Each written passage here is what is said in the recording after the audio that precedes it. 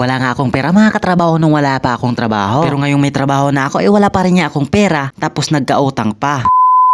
Minsan niya mga katrabaho ay naguguluhan niya tayo sa sitwasyon na nangyayari sa atin. Dahil kung kailan niya may trabaho na tayo mga katrabaho ay saka pa tayo nagkakautang at sinushirt pa tayo sa budget natin. Na dati naman niya mga katrabaho nung wala pa tayong trabaho ay wala naman tayong utang at saka wala naman tayong problema sa pera. Pero bakit niya ba itong mga katrabaho nangyayari sa atin? Well, para sa akin niya mga katrabaho ay may iba't ibang dahilan niya tayo kung bakit niya tayo nagtatrabaho. Maaaring ang iba nga sa inyo mga katrabaho ay nagtatrabaho para sa pamilya ninyo o nagtatrabaho para suportahan yung mga kapatid na nag-aaral o nagtatrabaho para sa mga pangarap or para sa sarili. Dahil ako nga mga katrabaho ay hindi nga ako nagtatrabaho para sa sarili ko, kundi nagtatrabaho nga ako mga katrabaho para sa pamilya ko. Dahil wala na nga po kaming ama mga katrabaho na sana ay tumatayo bilang isang haligi ng aming tahanan. Dahil kami na lamang nga mga katrabaho ng ate ko ngayon yung naghahanap buhay at nagsusumikap para makatulong sa aming pamilya. At sa tingin ko mga katrabaho, kung nagtatrabaho lang ako para sa sarili ko ay marami na nga po ako ngayong pera. Pero hindi nga po ganun mga katrabaho yung sitwasyon ko ngayon. At hindi nga po ako mga katrabaho nagsisisi sa sitwasyon at sa desisyong ginawa ko sa buhay ko. Kahit ganun nga mga katrabaho yung sitwasyon ng buhay ko ngayon ay pinagpapasalamat ko nga po yan sa may kapal. Dahil isa lamang nga mga katrabaho ang ibig sabihin yan. Ibig sabihin nga po yan mga katrabaho ay may pamilya pa po ako at may mga kapatid pa po ako sinusuportahan. At dapat nga po yan ipagpasalamat sa Panginoon dahil may pamilya pa po tayong nakakasama. Dapat nga po yan ipagpasalamat sa Panginoon mga katrabaho. Dahil ang iba nga po dyan mga katrabaho ay wala na nga pong pamilyang gumagabay sa kanila. Always remember nga mga katrabaho na kung nasa ang sitwasyon ka man ng buhay mo ngayon ay dapat ipagpasalamat mo nga yan sa Panginoon. Dahil habang humihinga nga tayo ay malaking blessings na nga po yan sa atin. Lalo na nga po mga katrabaho kung nakakakain ka pa sa 3